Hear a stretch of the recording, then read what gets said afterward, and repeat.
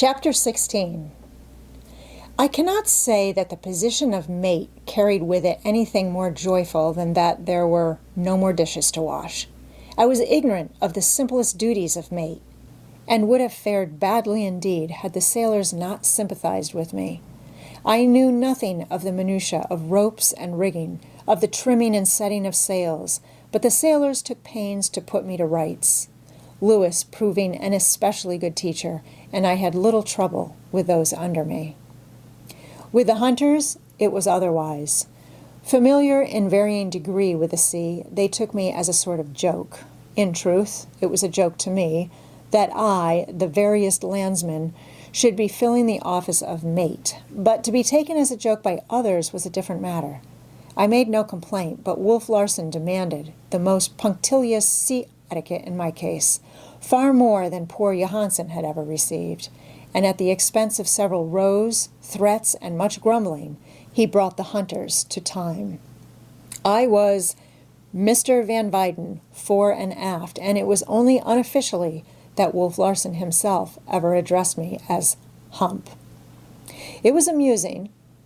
Perhaps the wind would haul a few points while we were at dinner, and as I left the table he would say, "Mr. Van Weyden, will you kindly put about on the port tack?" And I would go on deck, beckon Lewis to me, and learn from him what was to be done. Then, a few minutes later, having digested his instructions and thoroughly mastered the maneuver, I would proceed to issue my orders. I remember an early instance of this kind, when Wolf Larson appeared on the scene just as I had begun to give orders.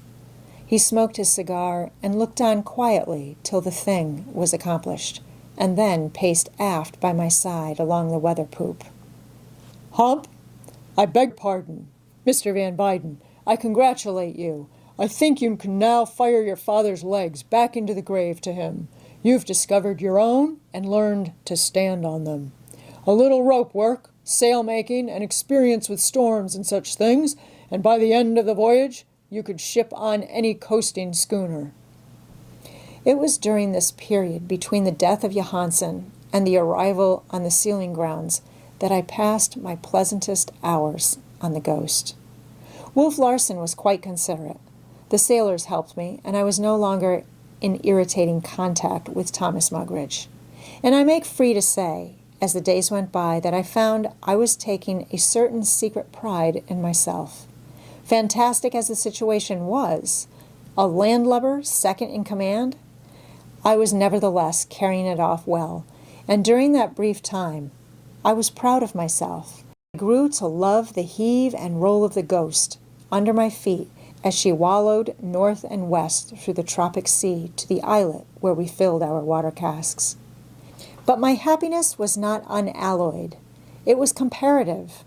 A period of less misery slipped in between a past of great miseries and a future of great miseries. For the Ghost, so far as the seamen were concerned, was a hell ship of the worst description. They never had a moment's rest or peace. Wolf Larson treasured against them the attempt on his life and the drubbing he had received in the forecastle. And morning, noon, and night, and all night as well, he devoted himself to making life unlivable for them.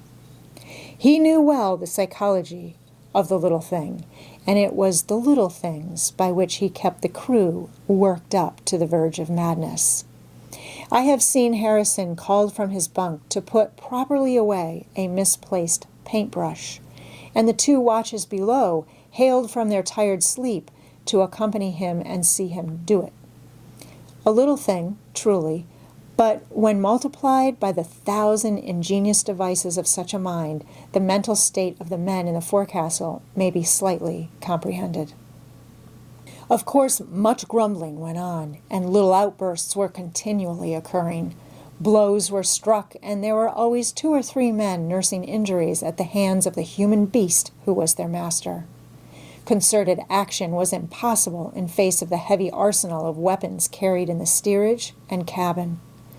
Leach and Johnson were the 2 particular victims of Wolf Larson's diabolic temper, and the look of profound melancholy which had settled on Johnson's face and in his eyes made my heart bleed. With Leech, it was different. There was too much of the fighting beast in him. He seemed possessed by an insatiable fury which gave no time for grief. His lips had become distorted into a permanent snarl, which at mere sight of Wolf Larson broke out in sound, horrible and menacing, and I do believe unconsciously. I have seen him follow Wolf Larson about with his eyes, like an animal its keeper, the while the animal-like snarl sounded deep in his throat and vibrated forth between his teeth. I remember once, on deck in bright day, touching him on the shoulder as preliminary to giving an order.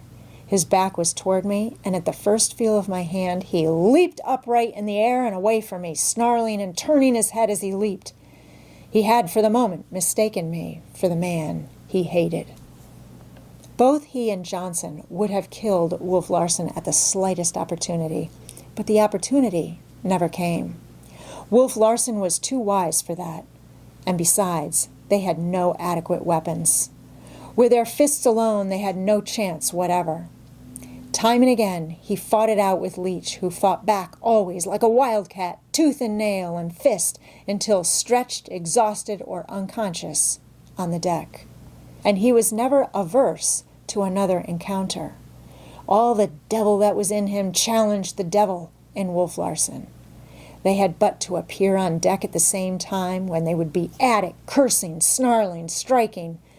And I have seen Leech fling himself upon Wolf Larson without warning or provocation. Once he threw his heavy sheath knife, missing Wolf Larson's throat by an inch. Another time he dropped a steel marlin spike from the mizzen crosstree. It was a difficult cast to make on a rolling ship, but the sharp point of the spike, whistling 75 feet through the air, barely missed Wolf Larson's head as he emerged from the cabin companionway, and drove its length 2 inches and over into the solid deck planking. Still another time he stole into the steerage, possessed himself of a loaded shotgun, and was making a rush for the deck with it when caught by Kerfoot and disarmed. I often wondered why Wolf Larson did not kill him and make an end of it, but he only laughed and seemed to enjoy it. There seemed a certain spice about it, such as men must feel who take delight in making pets of ferocious animals. "It gives a thrill to life," he explained to me, "when life is carried in one's hand. Man is a natural gambler, and life is the biggest stake he can lay. The greater the odds, the greater the thrill. Why should I deny myself the joy of exciting Leech's soul to fever pitch? For that matter, I do him a kindness. The greatness of sensation is mutual.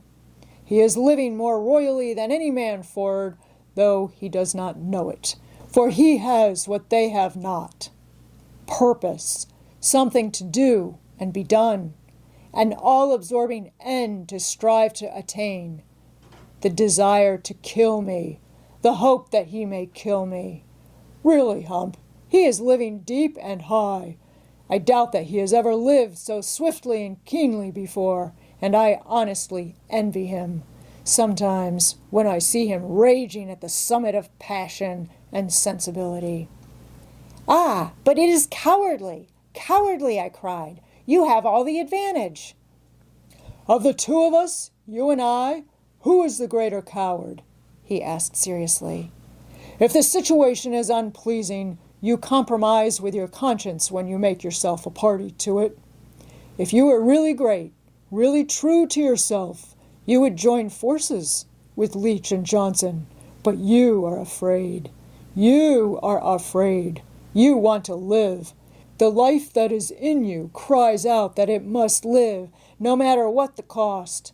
So you live ignominiously, untrue to the best you dream of, sinning against your whole pitiful little code, and if there were a hell, heading your soul straight for it. Bah! I play the braver part. I do no sin, for I am true to the promptings of the life that is in me. I am sincere with my soul, at least, and that is what you are not." There was a sting in what he said. Perhaps, after all, I was playing a cowardly part, and the more I thought about it, the more it appeared that my duty to myself lay in doing what he had advised, lay in joining forces with Johnson and Leach and working for his death. Right here, I think, entered the austere conscience of my Puritan ancestry, impelling me toward lurid deeds and sanctioning even murder as right conduct. I dwelt upon the idea. It would be a most moral act to rid the world of such a monster. Humanity would be better and happier for it, life fairer and sweeter. I pondered it long, lying sleepless in my bunk and reviewing in endless procession the facts of the situation. I talked with Johnson and Leach during the night watches when Wolf Larson was below. Both men had lost hope, Johnson because of temperamental despondency, Leach because he had beaten himself out in the vain struggle and was exhausted. But he caught my hand in a passionate grip one night, saying, "I think you're square, Mr. Van Weyden, but stay where you are and keep your mouth shut. Say nothing but saw wood. We're dead men, I know it, but all the same, you might be able to do us a favor sometime when we need it damn bad." It was only next day, when Wainwright Island loomed to windward, close abeam, that Wolf Larson opened his mouth in prophecy. He had attacked Johnson, been attacked by Leach, and had just finished whipping the pair of them. "Leach," he said, "you know I'm going to kill you sometime or other, don't you?" A snarl was the answer. "And as for you, Johnson, you'll get so tired of life before I'm through with you that you'll fling yourself over the side. See if you don't." "That's a suggestion," he added in an aside to me. "I'll bet you a month's pay he acts upon it." I had cherished a hope that his victims would find an opportunity to escape while filling our water barrels, but Wolf Larson had selected his spot well. The ghost lay half a mile beyond the surf line of a lonely beach. Here debauched a deep gorge with precipitous volcanic walls which no man could scale. And here, under his direct supervision, for he went ashore himself, Leach and Johnson filled the small casks and rolled them down to the beach. They had no chance to make a break for liberty in one of the boats. Harrison and Kelly, however, made such an attempt. They composed one of the boat's crews, and their task was to ply between the schooner and the shore, carrying a single cask each trip. Just before dinner, starting for the beach with an empty barrel, they altered their course and bore away to the left to round the promontory which jutted into the sea between them and liberty. Beyond its foaming base lay the pretty villages of the Japanese colonists and smiling valleys which penetrated deep into the interior. Once in the fastnesses, they promised, and the two men could defy Wolf Larson. I had observed Henderson and Smoke loitering about the deck all morning, and I now learned why they were there. Procuring their rifles, they opened fire in a leisurely manner upon the deserters. It was a cold-blooded exhibition of marksmanship. At first, their bullets zipped harmlessly along the surface of the water on either side of the boat, but as the men continued to pull lustily, they struck closer and closer. "Now, watch me take Kelly's right oar," Smoke said, drawing a more careful aim. I was looking through the glasses, and I saw the oar blade shatter as he shot. Henderson duplicated it, selecting Harrison's right oar. The boat slewed around. The two remaining oars were quickly broken. The men tried to row with the splinters and had them shot out of their hands. Kelly ripped up a bottom board and began paddling, but dropped it with a cry of pain as its splinters drove into his hands. Then they gave up, letting the boat drift, till a second boat sent from the shore by Wolf Larson took them in tow and brought them aboard. Late that afternoon, we hove up anchor and got away. Nothing was before us but the 3 or 4 months' hunting on the sealing grounds. The outlook was black indeed, and I went about my work with a heavy heart.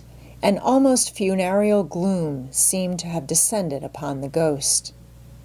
Wolf Larson had taken to his bunk with one of his strange, splitting headaches. Harrison stood listlessly at the wheel, half supporting himself by it, as though wearied by the weight of his flesh. The rest of the men were morose and silent. I came upon Kelly crouching to the lee of the forecastle scuttle, his head on his knees, his arms about his head in an attitude of unutterable despondency. Johnson I found lying full length on the forecastle head, staring at the troubled churn of the forefoot, and I remembered with horror the suggestion Wolf Larson had made. It seemed likely to bear fruit. I tried to break in on the man's morbid thoughts by calling him away, but he smiled sadly at me and refused to obey. Leach approached me as I returned aft. "I want to ask a favor, Mr. Van Weyden," he said. "If it's your luck to ever make Frisco once more, will you hunt up Matt McCarthy? He's my old man. He lives on the hill, back of the Mayfair Bakery, running a cobbler's shop that everybody knows, and you'll have no trouble. Tell him I live to be sorry for the trouble I brought him and the things I done. And just tell him God bless him for me." I nodded my head, but said, "We'll all win back to San Francisco, Leach, and you'll be with me when I go to see Matt McCarthy." "I'd like to believe you," he answered, shaking my hand, "but I can't. Wolf Larson, he'll do for me. I know it, and all I can hope is he'll do it quick." And as he left me, I was aware of the same desire at my heart. Since it was to be done, let it be done with dispatch. The general gloom had gathered me into its folds. The worst appeared inevitable, and as I paced the deck hour after hour, I found myself afflicted with Wolf Larson's repulsive ideas. What was it all about? Where was the grandeur of life that it should permit such wanton destruction of human souls? It was a cheap and sordid thing, after all, this life, and the sooner over the better. Over and done with. I, too, leaned upon the rail and gazed longingly into the sea, with a certainty that sooner or later I should be sinking down, down, through the cool green depths of its oblivion.